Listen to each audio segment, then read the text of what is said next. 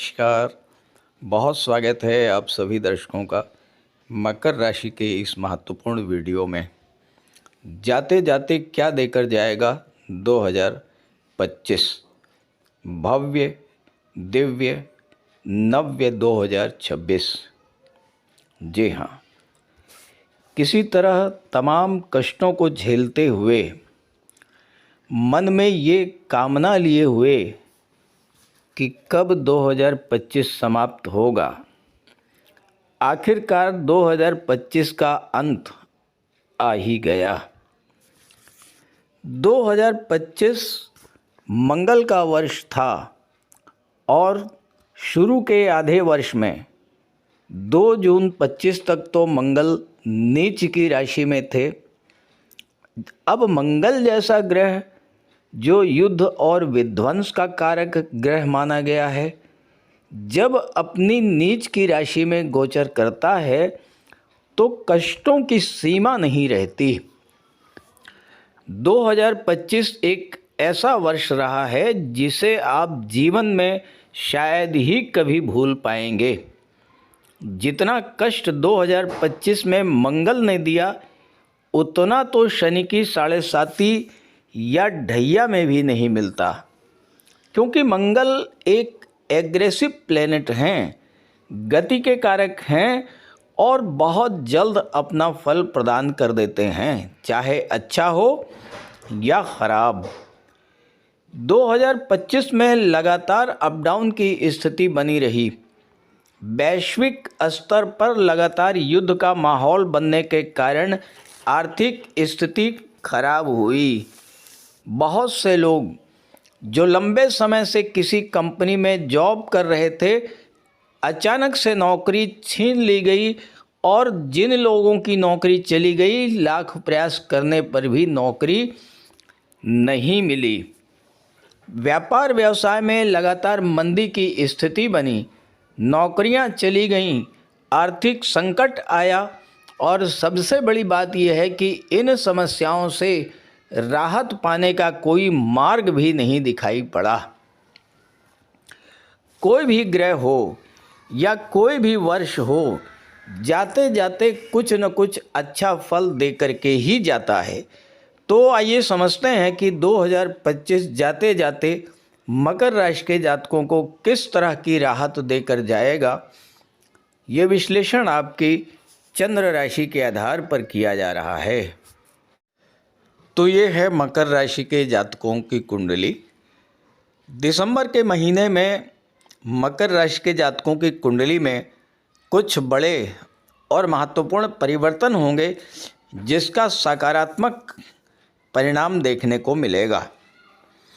राहु महाराज तो धन भाव में ही गोचर कर रहे हैं।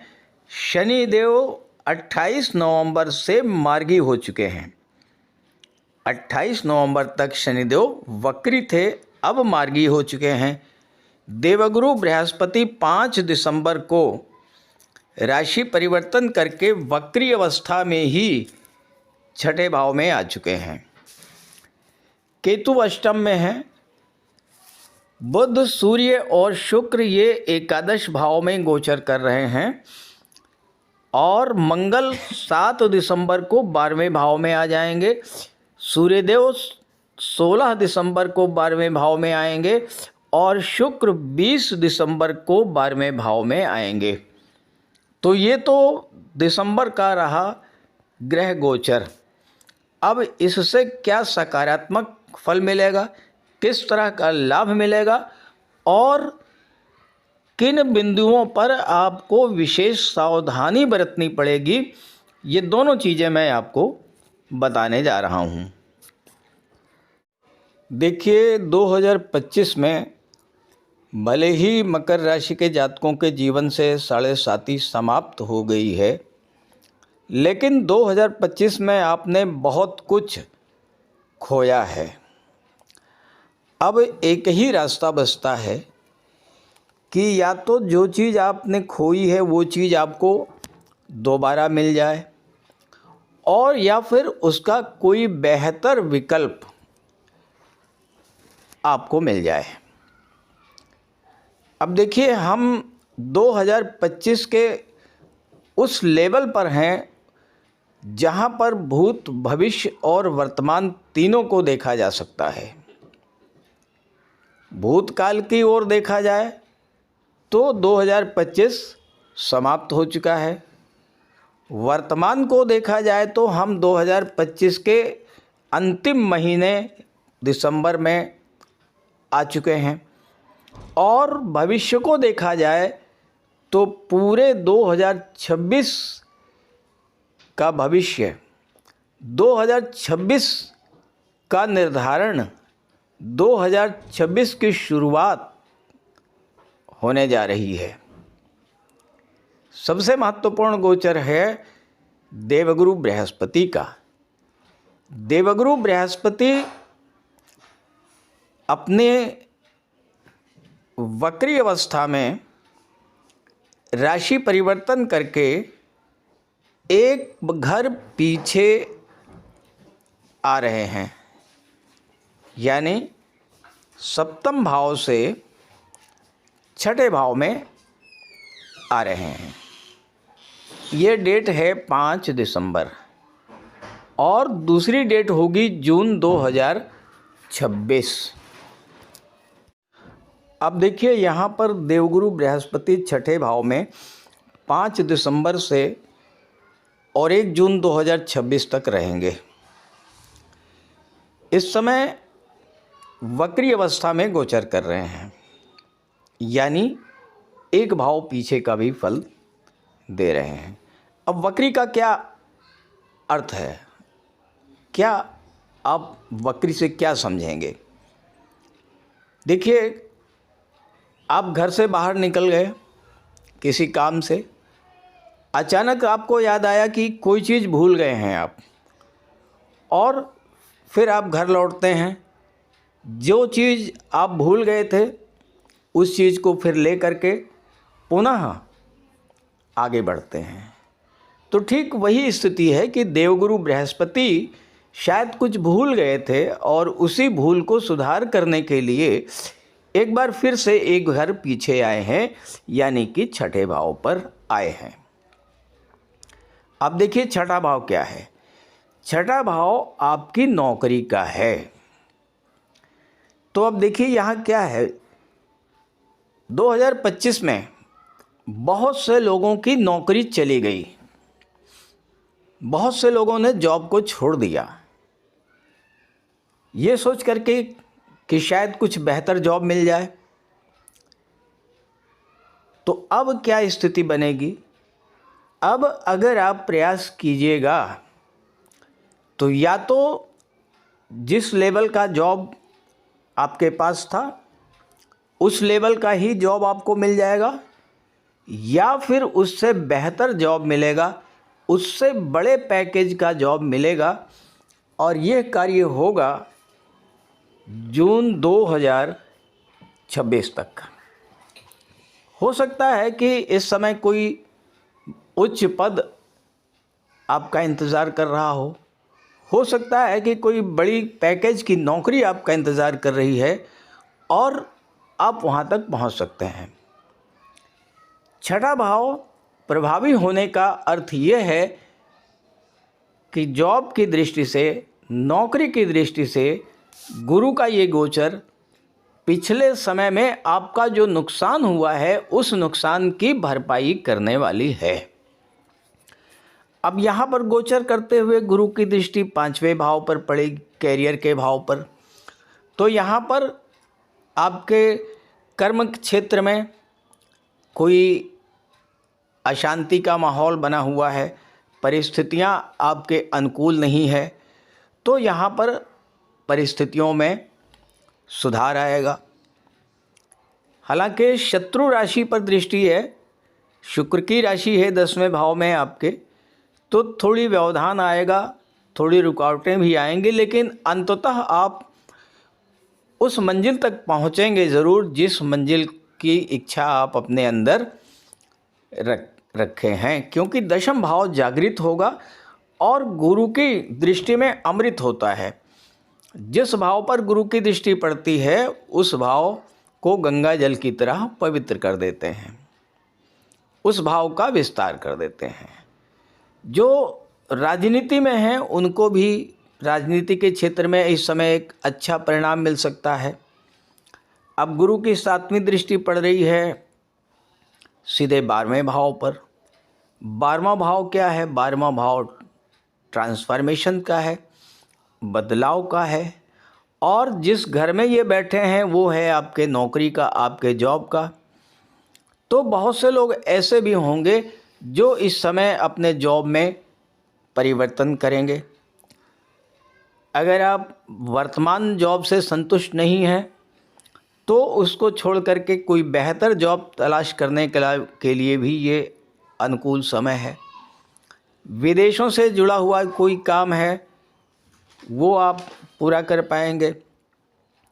किसी इन्वेस्टमेंट की प्लानिंग बना रहे हैं, किसी निवेश की योजना बना रहे हैं तो उसमें भी आपको सफलता मिलेगी। गुरु की दृष्टि धन के भाव पर पड़ेगी, 9वीं दृष्टि, और यहाँ पर राहु महाराज बैठे हुए हैं। तो राहु महाराज तो धन कमाने के बड़े बड़े अवसर प्रदान करते हैं, लेकिन एक इनसिक्योरिटी की भावना भी राहु पैदा करते हैं। असुरक्षा की भावना किस बात को लेकर?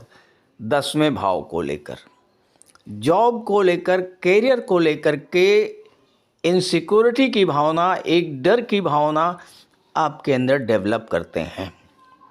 लेकिन गुरु की दृष्टि जब राहु पर पड़ेगी तो राहु पर नियंत्रण होगा गुरु का, और हमारे मन में जो पैसों को लेकर अशांति का माहौल बना हुआ है, कैरियर को लेकर के है, या अपने परिवार को लेकर के जो चिंताएं हैं वो समाप्त होंगी।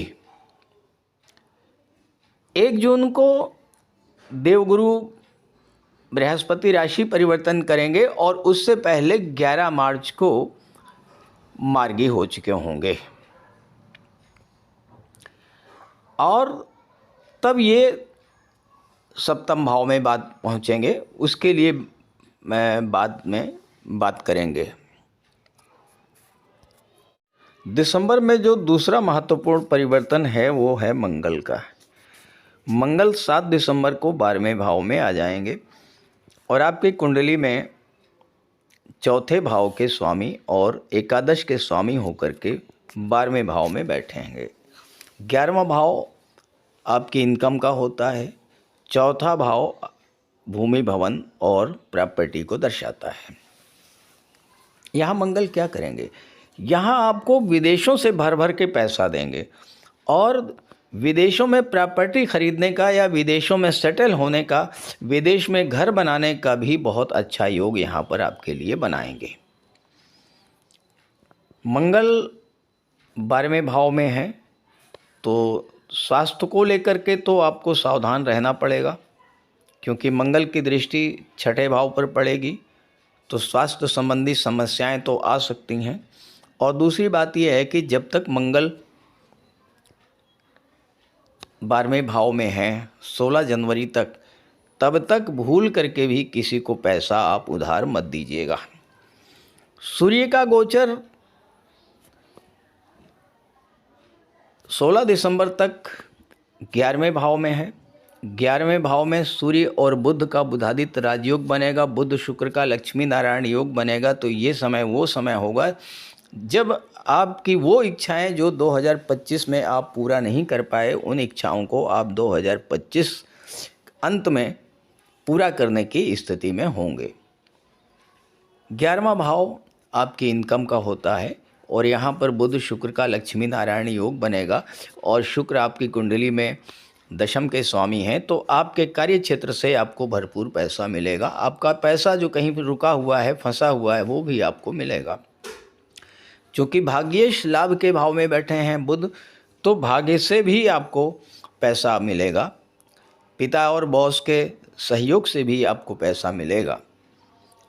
16 दिसंबर को सूर्य 12वें भाव में आ जाएंगे, शुक्र 20 दिसंबर को 12वें भाव में आ जाएंगे, और यहाँ पर मंगल पहले से ही हैं।